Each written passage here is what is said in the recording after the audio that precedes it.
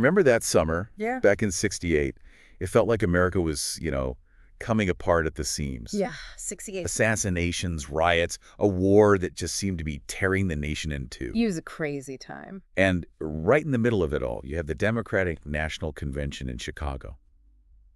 And it erupts into this full-blown riot. Oh yeah, Chicago, 68. It was a turning point, So what exactly happened in those sweltering August days? We're going to do a deep dive here, I'm ready. examining the events and the cultural clash that really exposed just how divided America had become. It's fascinating because the convention, it wasn't just about, picking a presidential candidate. Right. It became this symbolic battleground for all these anxieties and tensions that had been building for years. So we're going to focus specifically on those events that unfolded in Chicago in late August of '68. But first, we need to set the scene a little bit. Okay. Think about Chicago, a city known for its grit, its industry, its powerful mayor, Richard J. Daley. Daley, a classic city boss, right? Yeah. He ruled with an iron fist, and he was determined to maintain order no matter what. Oh, yeah. He was tough. But the country, it was anything but orderly. The Vietnam War, it had created this deep chasm. You had those who supported the war and then a growing anti-war movement. And the war, it was really a catalyst for, a lot of the social and political upheaval of the 1960s. Right. It fueled the anti-war movement, but also triggered this, law and order backlash. Exactly. Among those who just felt like, the protests were unpatriotic and disrespectful to American values. So it was a volatile mix, and it all came to a head in Chicago. Now, let's introduce some of the key players here. Okay. On one side, you had the anti-war protesters, a diverse group with, varying ideologies and tactics. Yeah, it wasn't just one monolithic group. Right. You had more traditional organizers like the MOB, the National Mobilization Committee to End the War in Vietnam. They were focused on, mass demonstrations and political lobbying. Right, the more traditional approach. Right. And then you had the Yippies, The the Youth International Party, known for their often provocative theatrical protests. They were something else. Led by figures like Abby Hoffman and Jerry Rubin. They aimed to disrupt the convention, but they wanted to use humor, satire, and a healthy dose of that counterculture flair. The Yippies, they weren't afraid to push buttons and challenge conventional norms. They saw the convention as a chance to, expose what they believed was the hypocrisy of the whole political system. Right. They even planned to nominate a pig for president. A pig for president. Yeah, Pigus the Immortal. And they even talked about, get this, putting LSD in the city's water supply Putting LSD in the water supply. to achieve mass enlightenment. Okay, putting LSD in the water supply. Clearly, they were going for shock value. Mm-hmm. But were those plans ever really serious? It's debatable, whether they were truly feasible, I mean. But the Yippies' rhetoric, their actions, it created this climate of fear and anxiety, especially among the Chicago police. And Mayor Daley, he was already deeply suspicious of the protesters. Yeah, he wasn't known for tolerating dissent. Not at all. And his police force, they were prepared to use, whatever means necessary to maintain control. You have to remember, this was a time of really intense social unrest. I mean, riots had broken out in cities all over the country following the assassination of Martin Luther King Jr. Right. And the police, they were already feeling under attack, unsupported, and so they perceived, the Yippies' antics as a genuine threat to the city and to themselves. So you have this clash of cultures, right? Exactly. You have the counterculture youth with their long hair and their peace signs talking about revolution, and then the police representing traditional values and authority. It was a recipe for disaster. It really was. And this cultural clash, it's perfectly symbolized by, the pigs and the Yippies. The Yippies, they used pigs for, political satire, mocking the police, mocking the establishment.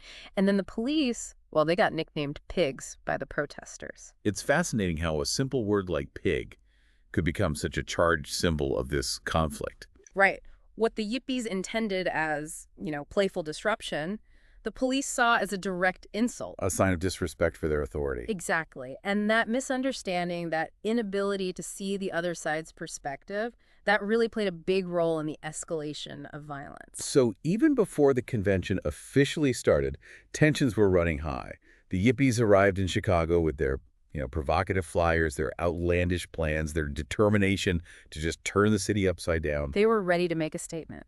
And the police, already on edge, were ready to meet them head on. Oh, yeah, they were ready. This whole climate of fear and distrust, it really set the stage for the violent confrontations that would come to define the convention. Absolutely. It was a powder keg waiting to explode. One of the key flashpoints was Lincoln Park, this sprawling green space on the city's north side, where the Yippies had planned to hold their Festival of Life. Ah, yes, the Festival of Life, a week-long celebration of peace, music, and counterculture.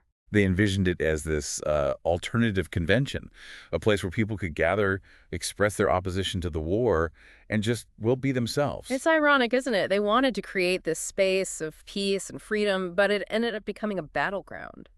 It really does highlight the chasm between their vision of a peaceful world and the harsh realities of the political system they were trying to change. They were idealists, in a way. But the city, they had other plans. They imposed an 11 p.m. curfew in Lincoln Park, Determined to prevent the festival from becoming an all-night affair. which, of course, didn't sit well with the Yippies who, weren't known for following the rules. Not exact. And that's where things really started to get tense. On Saturday night, the situation in Lincoln Park almost boiled over. The police, armed with riot gear and tear gas, moved in to enforce the curfew. And the crowd, well, fueled by this mix of defiance and fear, they pushed back. It was a tense standoff, a real powder keg, but thankfully, violence was avoided. How'd that happen? Well, the poet, Allen Ginsberg, who was actually there in the park, he helped to diffuse the situation. He led the crowd in chanting Om, a meditative sound, to promote peace and tranquility.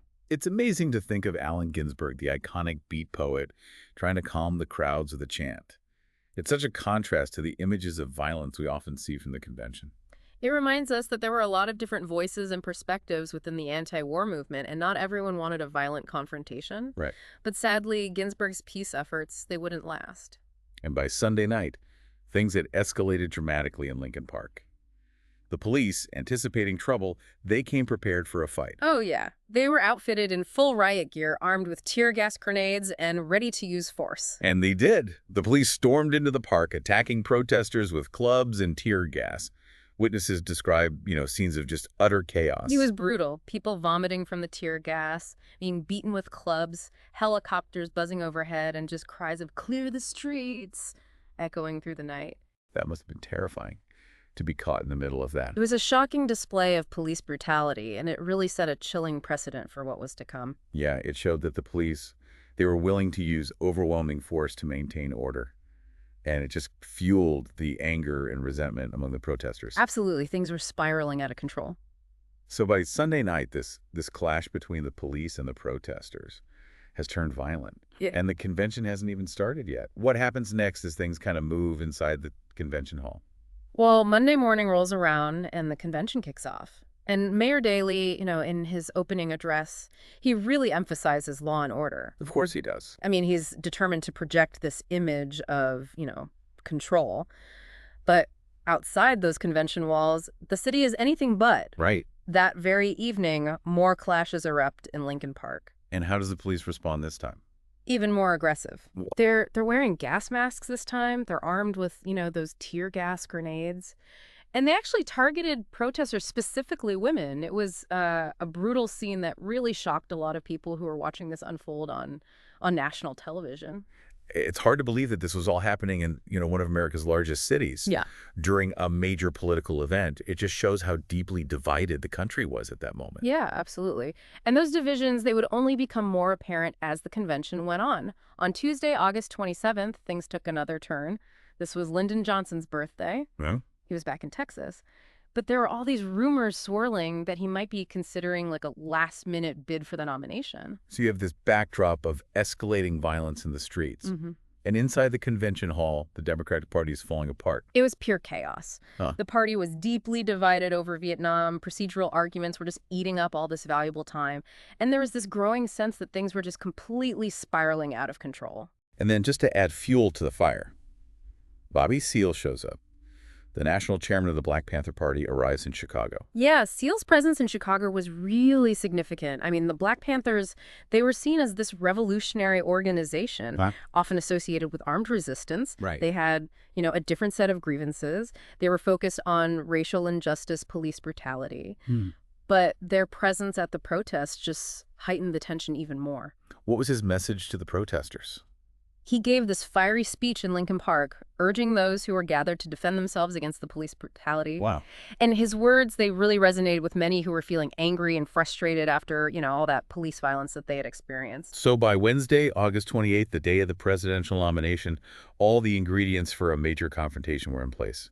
You have the angry protesters, the increasingly aggressive police, the divided Democrats, and of course the watchful eye of the media broadcasting these events to the nation and the world. What happens next? Wednesday, August 28th.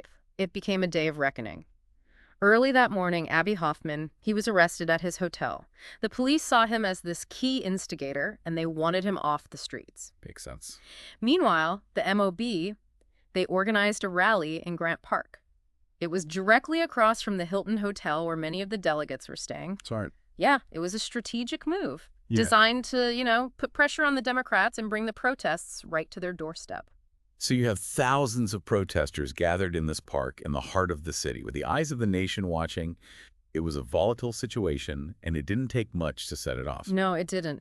Around 3 p.m., a teenage boy, he climbed a flagpole in Grant Park and started lowering the American flag. Oh, wow. And for some police officers, this was just the ultimate act of disrespect, a symbol of everything they were fighting against. So they surged into the crowd, beat the boy, and it sparked a melee. It's incredible how a single act like lowering a flag could trigger such a violent response. It was symbolic of that deep divide between the protesters and the police. Right. You had this clash between the counterculture's rejection of those traditional symbols of authority and the police's determination to uphold them.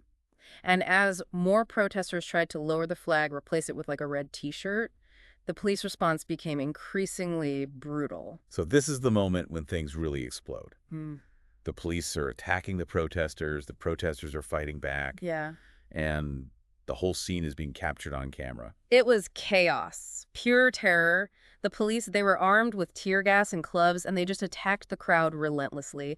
People were vomiting, crying, blinded by the gas, while the police beat them mercilessly. And in the middle of all this chaos, there's this moment of surreal juxtaposition. Yeah, as the protesters were trying to escape Grant Park, they stumbled upon a mule train. A mule train? Yeah, a mule train. Led by Ralph Abernathy, Martin Luther King Jr.'s close friend and successor in the civil rights movement. What was a mule train doing there? It was part of the Poor People's Campaign, a movement aimed at highlighting, poverty in America. The mule train, symbolizing the plight of the poor, was traveling across the country and planned to converge on the convention to deliver its message. So it's almost like two different worlds colliding. Yeah. You have this peaceful mule train, this symbol of nonviolence, caught in the crossfire of this riot. It was a brief moment of peace and reflection amidst all the chaos. But as the mule train passed, the police lines reformed, trapping the protesters once again. So they're surrounded with nowhere to go. What happened next? Well, it was around 8 p.m. when the police launched their final assault. They charged into the crowd, screaming obscenities, beating people with clubs, spraying mace. Some protesters fought back with sticks and rocks, but they were just vastly outnumbered and outmatched. This is just horrifying. It's hard to believe that this kind of brutality was happening in America. It was a dark chapter. It exposed the raw anger and frustration on both sides. The police, fueled by days of tension and rumors of violence, they lashed out with just unchecked aggression. And the protesters, feeling trapped and desperate, fought back however they could. And all of this is happening just outside the hotels where the Democratic candidates were staying? Eugene McCarthy, one of the candidates, was watching from his hotel room. He later said it reminded him of a brutal battle from ancient history. Wow. That's a pretty grim comparison. It was a scene of utter chaos and violence, and it had a profound impact on those who witnessed it. Hubert Humphrey, the eventual nominee, he was forced to retreat to the shower to escape the tear gas that had seeped into his suite. So even the candidates weren't immune to the chaos engulfing the city. No one was. The events outside the Hilton Hotel that Wednesday night, they were a microcosm of the larger social and political upheaval gripping America in 1968. The battle lines had been drawn, and the fight for the soul of the nation was raging in the streets of Chicago. So as the dust settled in Chicago, what was the lasting impact of this, chaotic convention? Well, the damage to the Democratic Party, it was significant. The image of their convention just, descending into violence, it played right into the hands of Richard Nixon and the Republicans. Yeah, they were running on a platform of law and order. Exactly. It's like they were handed a ready-made campaign strategy. Right.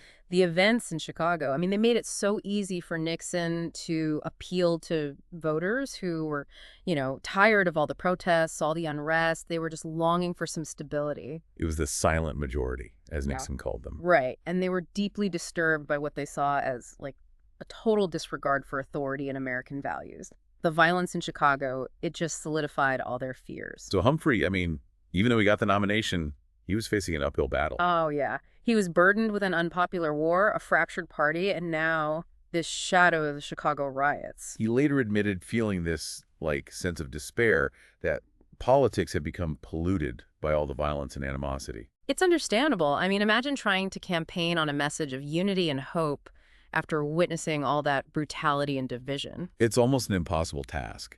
As the campaign went on, Humphrey just couldn't shake off those negative associations with the convention. It was just too much baggage. But even as the election was playing out, the legal battle over the Chicago riots, that was just beginning. A grand jury indicted 8 men, the Chicago 7, for their role in the protests. And these men, they became symbols of the anti-war movement. And their trial, which started in 1969, it became another flashpoint in these ongoing cultural and political clashes. So who are the Chicago 7? I mean, we've already talked about some of them. You had Abby Hoffman and Jerry Rubin, the Yippie leaders, Bobby Seale, the Black Panther chairman, Tom Hayden, that prominent student activist. Right. And then there was Dave Dellinger, who headed the MOB, Rennie Davis, another MOB leader, and 2 others. It was a diverse group, but they were all united by their opposition to the war. And what were the specific charges against them? Well, the most serious one was conspiracy to incite a riot.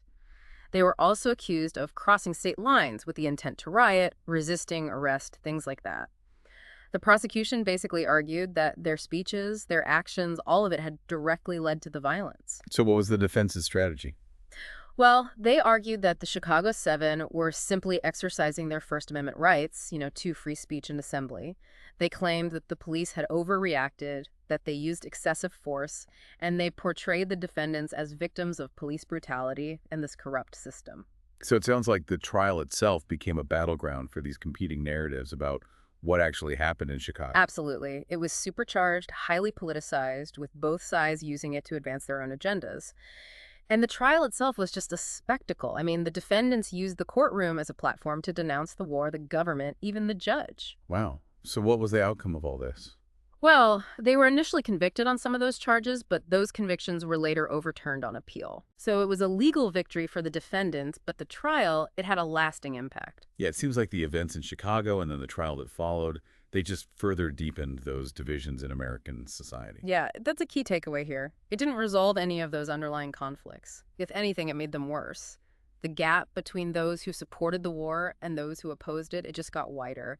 And the debates about free speech, protest, the role of government, all of that just intensified. It's a stark reminder that, the legacy of 1968, it's still shaping our political discourse even today. It really is. And it raises all these important questions for us to consider. Like, what could have been done differently to prevent all that violence in Chicago? What's the right balance between free speech and maintaining order? How can we bridge these divides that just seem to keep, tearing our society apart? Those are questions we're still wrestling with today. Yeah. But the 1968 Democratic Convention, as painful as it is to revisit, I think it offers us some valuable lessons about the power of protest, the responsibility of the media, and just the fragility of democracy. It's a story that we can't afford to forget.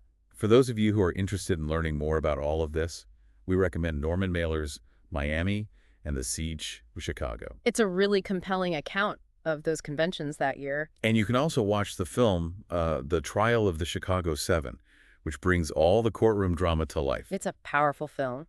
And for all of you listening, we'd love to hear your thoughts on this deep dive. What insights resonated with you? What lessons do you think we can learn from 1968?